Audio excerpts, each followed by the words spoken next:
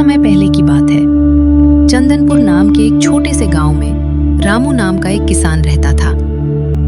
रामू के पास जमीन का एक छोटा सा टुकड़ा था, लेकिन सूखे के कारण फसल बर्बाद हो गई थी। पार्वती, घर में अनाज का आखिरी दाना भी खत्म होने वाला है।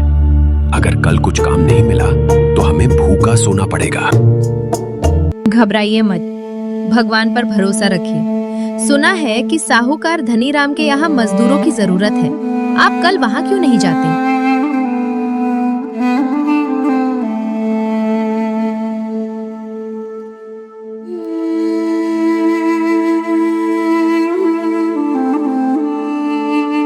आप चुप क्यों बैठे हैं? खाना खाइए।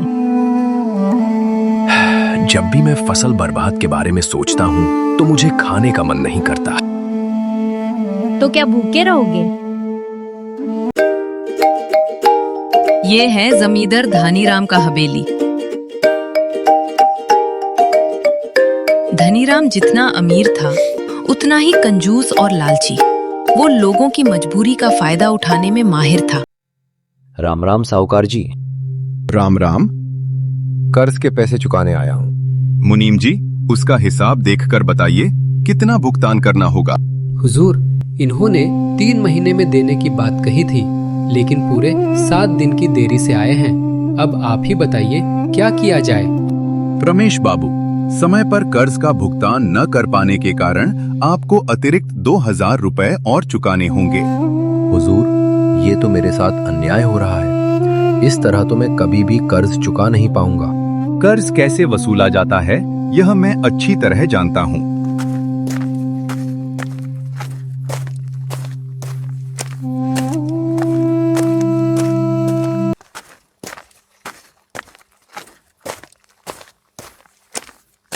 साहूकार जी, राम राम।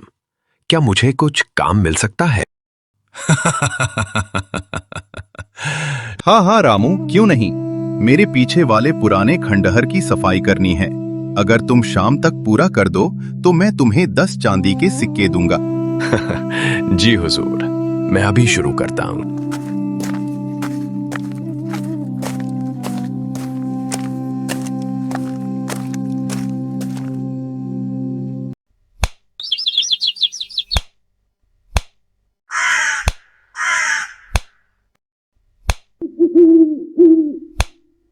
रामू कड़ी मेहनत से सफाई कर रहा था। तभी उसे जमीन के नीचे दबा हुआ एक पुराना मिट्टी का मटका मिला। मटका खाली था, लेकिन उसमें एक चमक थी। ये क्या है? शायद पुराना मटका है। चलो, इसमें अपनी कुदाल रख देता हूँ और घर ले चलता हूँ। पानी भरने काम आएगा। अरे, ये क्या चमत्कार है? मैंने तो एक ही कुदाल डाली थी। ये तो जादुई मटका है।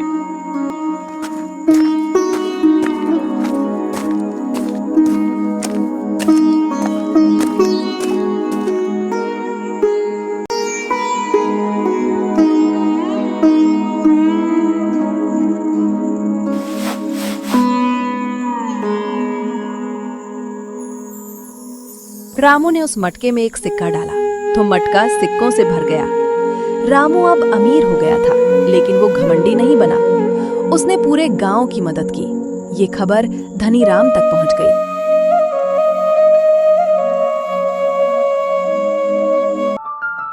हुजूर, रामू आपसे अधिक धनी व्यक्ति हो गया है।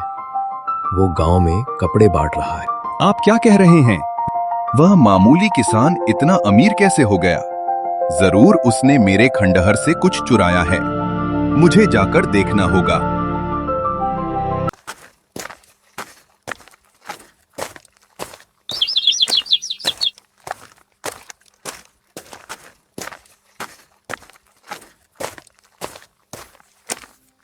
रामू, मुझे सच बताओ, आप रातों रात अमीर कैसे बन गया? मुझे ये जादुई मिट्टी का बर्तन ने मुझे ये सब दिया। ये बात है रामू, वह मटका मेरे खंडहर से मिला है, इसलिए उस पर मेरा हक है।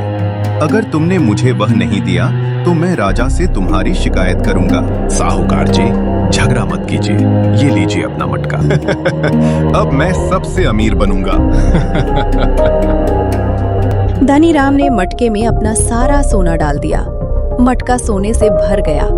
धनीराम पागल सा हो गया। वो देखने के लिए कि मटके के अंदर और क्या है, खुद मटके के अंदर झुक गया। इसका अंदर देखता हो, उफ, इसमें तो बहुत गहरा अंधेरा है।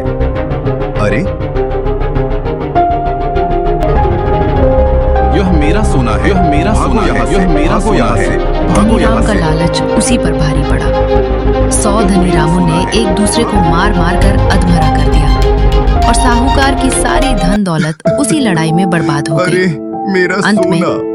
वो जादुई मटका भी टूटकर मिट्टी में मिल गया। लालच एक ऐसी आग है जो इंसान को खुद ही जलाकर राख कर देती है। जो दूसरों का हक मानना चाहता है, उसका अपना भी कुछ नहीं बचता।